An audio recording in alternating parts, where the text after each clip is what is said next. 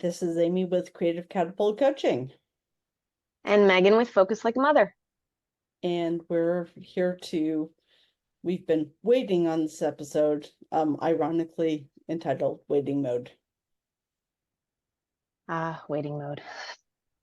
We've both had experience with waiting mode. For those who aren't familiar, waiting mode is kind of a experience when you know you've got something later in the day, and you can't do anything until then for reasons that sometimes you can figure out and other times you can't. Usually, it's got to do with being afraid you're going to miss it or getting so involved in something else that you won't be on time, and it just kind of looms and you can lose days to it. Yes. And it's also, to me, it's not even just something later in the day. It could be something like an event that you're looking forward to or you're waiting for or preparing for, that it's like the unknown before. Uh, and for me, it's a feeling of being stuck. So Yeah. I've just had a conversation with another coach about my own waiting mode last week of, uh, I feel like I can't do this other thing until this one is done, business wise. And they're not actually related at all. But my brain says, like, but I had to talk about it to be able to figure out, why can't I do this one thing? Well, because this other one's not done, but they're not actually related. I mean, they're related because they're both business things, but Right. they're not mutually exclusive or dependent on one another or anything like that. But I kind of figured out that I think I'm in waiting mode, where I'm waiting for this other thing to happen and I feel like I can't focus on anything else. Um, Yeah, so and this isn't one of those terms that's like a formally named, but it's mhm. very common across the neurodivergent experience. I was kind of looking up an article, and with my luck, I can share this. With my luck, it won't work out quite the way I envision. However, I liked this definition of at least an ADHD version of waiting mode. It talked about, that is the table of contents.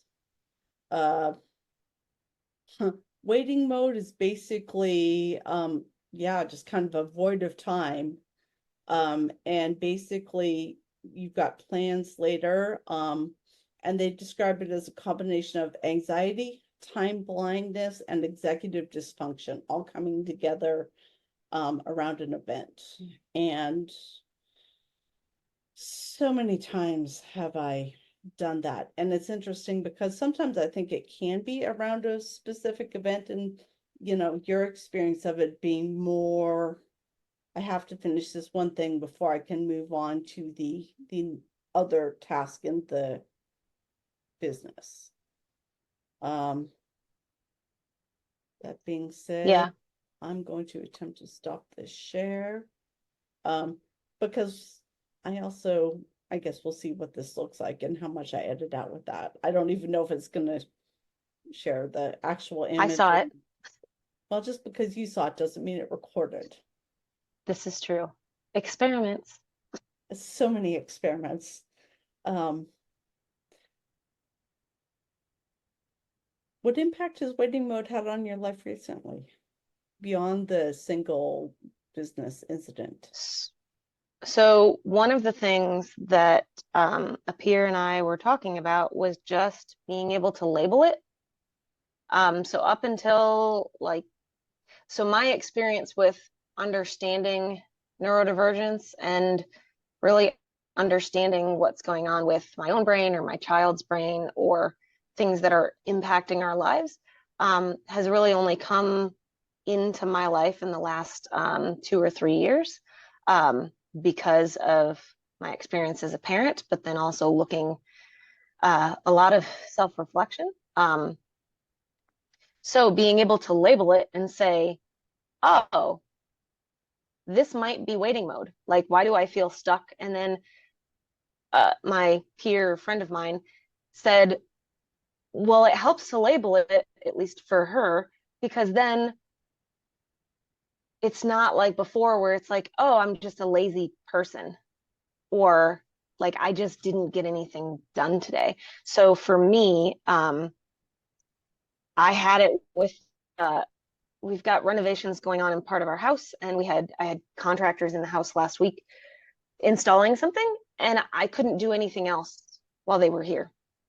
So I know it's definitely tied to like anxiety and time blindness, other things. Like I might get, if I go in another room to do something, I'm not going to hear them when they say, hey, I need you to go turn off the breaker or whatever. But I could not, I had to sit in one spot, and I tried to crochet. And so I would like crochet for a few minutes, and then I'd have to scroll my phone because I just could not. So I texted my best friend and I was like, okay, so I'm sitting here like for hours. So the baby was taking a nap, and my husband and my son were gone for some appointment or something. So for all intents and So I was purposes, sitting there, you should be able to do whatever the thing is, because right?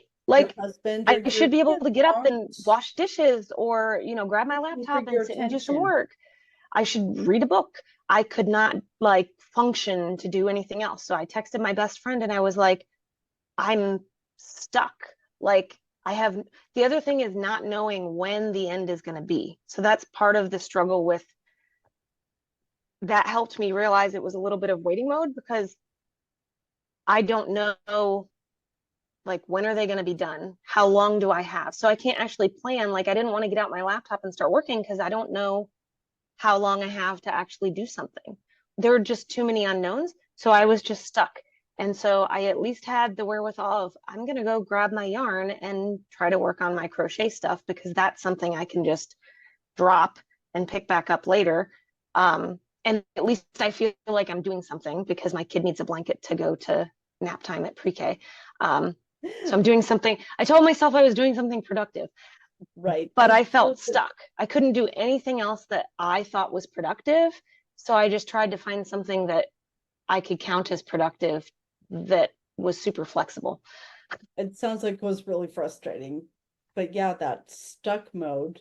Another thing that article mentioned that I'd never heard before as defining stuck mode is couch lock. I'm like, oh, yep, locked to the Hmm. couch. Yep, I've definitely heard that and had my own experiences of that. And For it's, me, yeah, I was more thinking back to my own last couple experiences of waiting mode.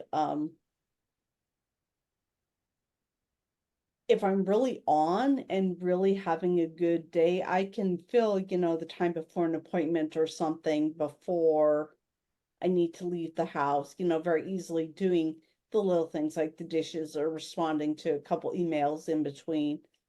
When I'm more tired and more exhausted, or even just depleted for whatever reason, I am much more likely to get locked into waiting mode because I can't task switch in mm, the same way. yeah, I could see that the executive function required to task switch or plan, how, that time planning, Yeah, um, just isn't there.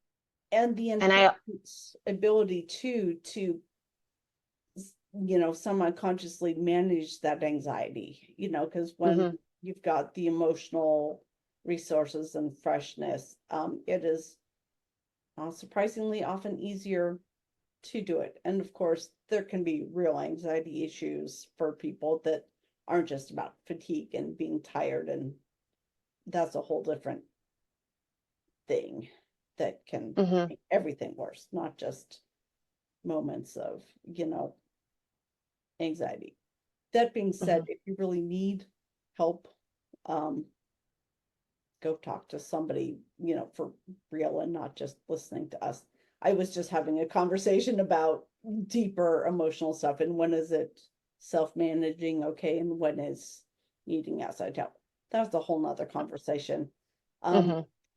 I think trying to bring this back to waiting mode before we go off into a whole nother mental health cycle Yeah, discussion. I think the other thing for me that comes up is waiting mode. It's interesting because when the thing arrives that you're waiting for, then it it can be a release, but waiting mode itself is almost a negative draining cycle, in some ways for me, sometimes, not always, but I'm wasting or spending energy thinking about all the things I should be doing but can't do, Right. because I'm stuck, or because, well, I should be doing these things, but if I get started on that, I'm not going to be able to finish it, or I'm going to get interrupted, or I'm going to miss the thing that I'm waiting for, or whatever it is.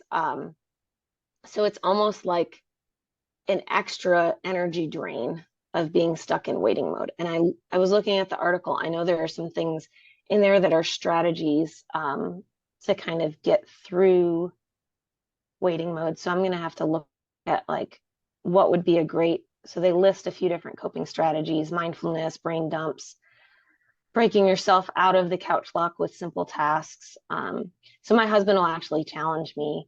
Um, he likes to do simple tasks, like things like the dishes, or uh, tidying up, in like a time block. So he'll say, well, I'm just going to do the dishes for, I don't know how he does this, but I'm just going to do this for clean up the house for an hour, and whatever, or 30 minutes, whatever I get done gets done. And then I'll pause. I don't like to stop in the middle of the thing. Right. So I don't know if it hasn't worked as well for me, but something like a small task, picking something small that gets me started on something. I think that for me, that coping strategy might be, the best one, but it has to be like my crocheting is like, well, I'm not going to get super involved in it because like, feel like I'm split. Like I needed to be present over here waiting, but I'm Right. trying to do something else to be productive. Well, and how much of that is, an interesting bit of, wanting to be helpful to somebody else, and that thing we know that when we get really into something, we get so into it that we don't hear it and can't switch gears. Yeah, the all absorbed. I Hyper. must have the most patient husband in the world, because I'll get all wrapped up in something, um, one of my projects or work or whatever. And he'll just very politely, if I'm in the other room or outside, he'll send me a text like, but we'll have a conversation before I go do it. Like, hey, this is how long I want to spend on whatever, gardening or my work or whatever. Can you text me, or we'll set a timer or whatever as like my, oh, hey, I need to come back in the house now. Um, but he's very patient with realizing that whenever I say I'm going to do something, it's going to take me a lot longer to do, because I'm just going to keep doing Keep going till it's part done. of that project. Um, yeah, I mean, it's a good thing though, because I like to try to get stuff all the way through to completion. But yeah, with waiting mode, then it's just how to get through once I get to that point.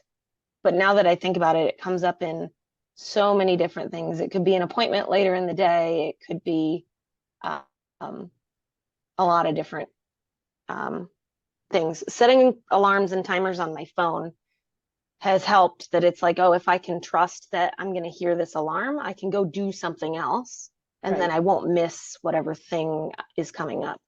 Well, and I think for me, interestingly, I had a version of waiting mode on trying to edit some of the podcast stuff, being we're recording this obviously on a delay for when it will be released, but this is the first week and I have not been able to, for the life of me, pull off the episodes that we had, sort of listed and adjust all of the publication dates. As soon as I sat down with the body double before this meeting, I was able to roll through it with zero resistance. I've been fighting Hmm. myself for 3 days on it. Um, Hmm. and I don't know if it's just all of a sudden that the urgency hit, or if it was, and because it was harder for me, because I think part of me is a little bit nervous about putting myself out there. And yeah, there's technically no stakes on this, but there's kind of a waiting mode on, is the world going to end? As and no, the world is not going to end. But part of my brain is really upset with me for putting myself out there. And, so it's just, I think, waiting to see what chaos is going to happen. And so in this case, a little bit of support helped. It was fine. It was easy. I already know people have been interested to hear what we've got to say. So it's interesting to go, I guess fear is kind of related to anxiety, but so getting some support in this case helped me get through that waiting mode of a slightly different flavor. But that's not usually what I think of waiting mode in, is more the inability to do a thing before a standing appointment. One of the themes that I think I'm hearing in both the examples that I've given and then some of the different examples you've given is the unknown. So Yeah. the article talks about executive dysfunction or executive function and the ability there and time blindness and some of those things, but there's also this big theme of unknown that seems to be coming up with our versions of waiting mode. Yeah. What do you think? Yeah, and unknown and the ability to control and know how we'll come out the other side and cope, even if it's something as seemingly inconsequential as, can I make it to my haircut on time? But when we've been late before, or whatever, I can conjecture all sorts of different reasons why I might be afraid of my own performance, and sort of semi-consciously feeds an anxiety that I'm going to mess it up again. Because my brain selectively finds evidence of, I've messed it up before. Odds are there. And so my brain's trying to be helpful and problem solve and keep me focused on the outcome, but it's generally not helpful. Yeah. Any other thoughts? It feels like we might be at the point to wrap it up. Yeah, I think the only other thought I have is that, like I said before, labeling it and just being aware that this is my brain trying to protect the activities that are for the future, or protect myself trying to figure out the unknown, that this is a thing. It's a normal thing for some brains, that this is the way that they operate.